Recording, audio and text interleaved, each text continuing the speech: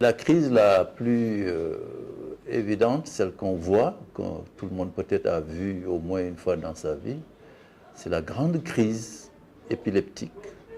On l'appelle la crise épileptique tonico-clonique. C'est des maladies, quand ça se répète trop souvent, peut entraîner une baisse de l'efficience mentale. Et si le malade est mal géré, il peut devenir même dangereux, pas pour lui seulement, mais pour les autres. Bien sûr, souvent, ils vont voir les guérisseurs traditionnels.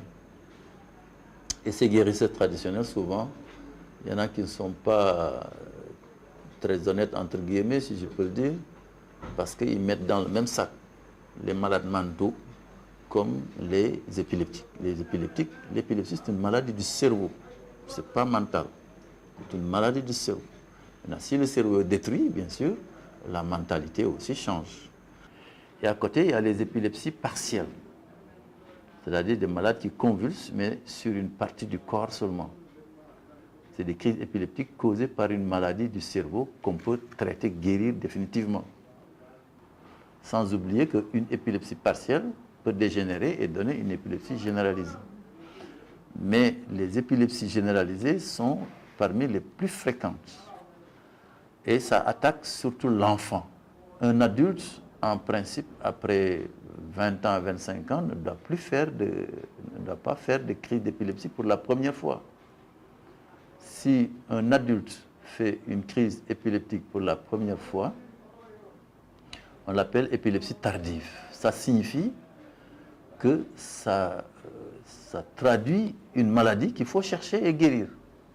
Mais sachez que 80% des malades qui font des crises épileptiques, c'est des enfants.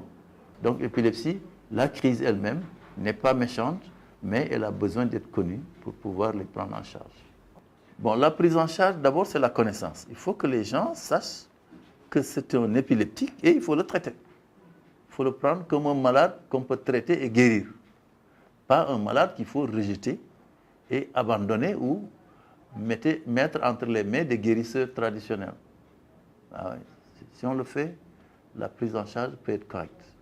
Entre parenthèses, il y a la Ligue nationale contre l'épilepsie qui siège à Fann, qui est habilitée justement à prendre en charge les malades épileptiques. Si l'environnement sait que c'est une crise épileptique, il faut donc un minimum de connaissances. Ce qu'elle peut faire, s'il y a des doutes, de se l'amener en neurologie. On lui fait les tests qu'il faut pour prouver que c'est un épileptique et on lui donne un traitement qui n'est pas lourd, qui n'est pas cher, qui est accessible à tout le monde, c'est le phénobarbital. Pour 80% des malades, c'est le phénobarbital. Donc il faut le gérer sur le plan social, savoir que quand on fait des crises, on perd connaissance, donc il faut être assisté. Et ensuite, l'amener dans les structures qui le prennent en charge. Là, on explique aux accompagnants qu'est-ce qu'on attend d'eux pour la surveillance du traitement.